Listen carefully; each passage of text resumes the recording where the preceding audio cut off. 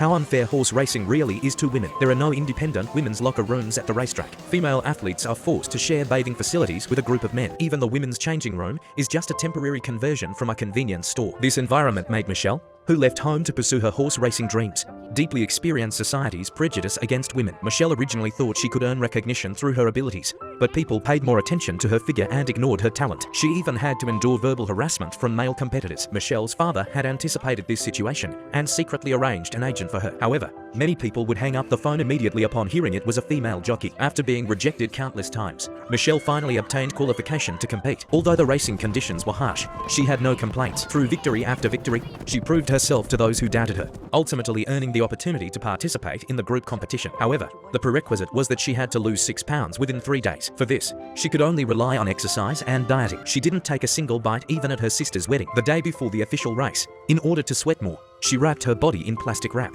then put on plastic bags and went to the sauna to exercise. Fortunately, her efforts weren't in vain. The moment she stepped on the scale, she had just met the competition standard. With her exhausted body, she entered the racetrack, holding on to her determination to win and continuously surpassing her opponents. Victory seemed within reach. However, just as she crossed the finish line, both she and her horse crashed heavily to the ground. Michelle was rushed to the hospital. Her family learned that she had suffered brain damage and was admitted to the ICU. Her father placed his late wife's necklace on his daughter's hand and prayed for her safety. After several days of treatment, Michelle regained consciousness, but her language system was impaired. She couldn't even say a complete word. However, when her father asked her about horse racing, she instinctively blurted out answers. This intuitive exchange gave Michelle confidence and resolved the tension between father and daughter. Her father brought his daughter home and conducted rehabilitation training step by step. Michelle asked the doctor when she could return to the racetrack. The doctor's mocking laughter once made her despair, but when she saw her former equine partner, she mustered the courage to mount a horse again. However, the idea of returning to the racetrack met with unanimous opposition from the entire family,